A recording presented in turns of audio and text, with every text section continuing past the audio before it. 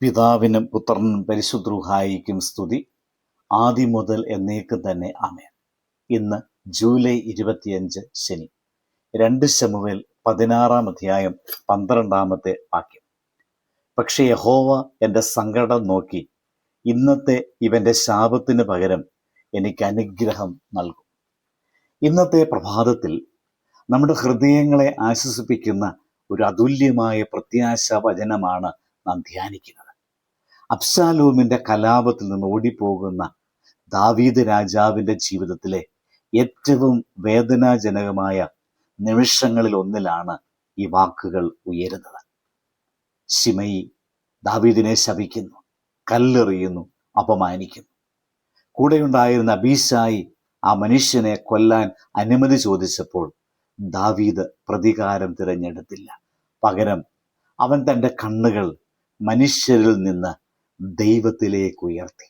അവൻ പറഞ്ഞു, എൻ്റെ കഷ്ടത യഹോവ നോക്കിക്കാണും.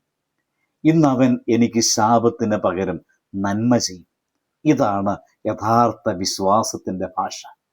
മനുഷ്യർ നമ്മെ എങ്ങനെ കാണുന്നു എന്നതല്ല വിശ്വാസിയുടെ ആശ്രയം. ദൈവം നമ്മെ എങ്ങനെ കാണുന്നു എന്നതാണ്. മനുഷ്യരുടെ വിധികൾ താൽക്കാലികമാണ്, ദൈവത്തിൻ്റെ വിധി നിത്യമാണ്. മനുഷ്യർ ശപിച്ചാലും ദൈവം അനുഗ്രഹിക്കുമ്പോൾ ആ ശാപത്തിന് നിലനിൽപ്പില്ല. നമ്മുടെ ജീവിതത്തിലും ചിലപ്പോൾ അപമാനങ്ങളും തെറ്റിദ്ധാരണകളും അന്യായമായ കുറ്റാരോപണങ്ങളും നേരിടേണ്ടി വരും. നന്മ ചെയ്തിട്ടും വിമർശനം ലഭിക്കാം. ആത്മാർത്ഥമായി ജീവിച്ചിട്ടും അവഗണന അനുഭവിച്ചേക്കാം. അത്തരം സമയങ്ങളിൽ നമ്മുടെ ആദ്യ പ്രലോഭനം പ്രതികാരം ചെയ്യുക എന്നതാണ്. എന്നാൽ ദാവീദ് നമ്മെ പഠിപ്പിക്കുന്നു മറ്റൊന്ന്. പ്രതികാരം ദൈവത്തിന് വിട്ടുകൊടുക്കുമ്പോൾ ദൈവം വേദനയെ അനുഗ്രഹമാക്കി തീർക്കുന്നു. ഈ വചനത്തിൽ 3 വലിയ സത്യങ്ങൾ ഒളിഞ്ഞിരിക്കുന്നു. ഒന്നാമതായി, ദൈവം നമ്മുടെ കണ്ണുനീർ കാണുന്നവനാണ്. ലോകം പലപ്പോഴും നമ്മുടെ വേദന കാണാതെ പോയേക്കാം. ചിലരുടെ മുൻപിൽ നമ്മുടെ കണ്ണുനീർ ദൗർബല്യമായി തോന്നാം. എന്നാൽ ദൈവത്തിൻ്റെ മുൻപിൽ ഓരോ കണ്ണുനീരും പ്രാർത്ഥനയാണ്. ഓരോ നെടുവീർപ്പും അവിടുത്തെ ഹൃദയത്തിലെത്തുന്ന ഒരു നിലവിളിയാണ്. നമ്മെ മനസ്സിലാക്കാൻ ആരുമില്ലെന്ന് തോന്നുന്ന നിമിഷങ്ങളിൽ പോലും നമ്മുടെ ദുഃഖത്തിൻ്റെ സാക്ഷിയായി ദൈവം നിലകൊള്ളുന്നു.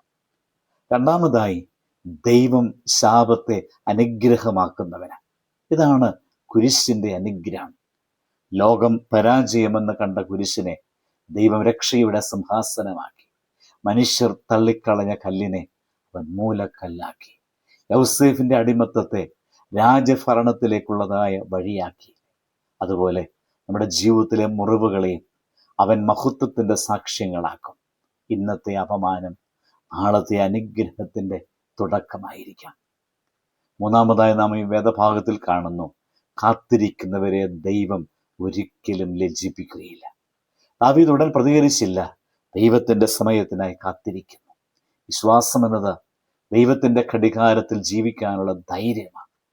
ദൈവത്തിൻ്റെ സമയം വൈകുന്നത് പോലെ തോന്നിയാലും ഒരിക്കലും തെറ്റിപ്പോവുകയില്ല എന്നത് ഓർത്തിരിക്കുക. നാം ചിന്തിക്കുക, നമ്മെ ആരെങ്കിലും വേദനിപ്പിച്ചിട്ടുണ്ടോ? നമ്മുടെ നന്മയെ തെറ്റായി വ്യാഖ്യാനിച്ചിട്ടുണ്ടോ? ആത്മാർത്ഥതയ്ക്ക് പകരം അവഗണന ലഭിച്ചിട്ടുണ്ടോ? നിരാശപ്പെടരുത്.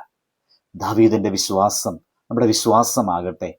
മനുഷ്യരുടെ ശാപം അവസാന വാക്കല്ല, ദൈവത്തിൻ്റെ അനുഗ്രഹമാണ് അവസാന വാക്ക്. ഈ പുതിയ ദിനത്തിൽ പ്രതികാരത്തിൻ്റെ ഭാഷ ഉപേക്ഷിക്കാം, പ്രാർത്ഥനയുടെ ഭാഷ സ്വീകരിക്കാം. പരാതിയുടെ വഴിയല്ല, പ്രത്യാശയുടെ വഴി തിരഞ്ഞെടുക്കുവാൻ നമുക്ക് ശ്രമിക്കാം. ഈ പ്രഭാതത്തിൽ നമ്മുടെ ഹൃദയം, ഈ വചനം ഒരു ദീപസ്തംഭം പോലെ നമ്മുടെ ഹൃദയത്തിൽ ജ്വലിക്കട്ടെ. ജീവിതത്തിൻ്റെ അവസാന അധ്യായം മനുഷ്യർ എഴുതുന്നതല്ലല്ലോ, ദൈവമാണല്ലോ എഴുതുന്നത്. അതുകൊണ്ട് എഴുതുന്ന ഓരോ വരിയും കൃപയാലും സ്നേഹത്താലും പ്രത്യാശയാലും നിറഞ്ഞതാകട്ടെ. പ്രാർത്ഥിക്കാം. കരുണയുള്ള കർത്താവേ, ഞങ്ങളുടെ കണ്ണുനീർ മുത്തുകളായി സൂക്ഷിക്കുന്ന സ്നേഹപിതാവേ, ശാപങ്ങളെയും അനുഗ്രഹങ്ങളെയും മുറിവുകളെയും മഹത്വമായും ഇരുളിനെ പ്രഭാത പ്രകാശമായി മാറ്റുന്നവനെ, ഇന്നത്തെ യാത്രയിൽ ഞങ്ങളുടെ ഹൃദയങ്ങളിൽ പ്രത്യാശയുടെ ദീപം തെളിയിക്കണമേ. ഭയത്തിന് പകരം സമാധാനം ഞങ്ങൾ നിറയ്ക്കണമേ. ആമേൻ.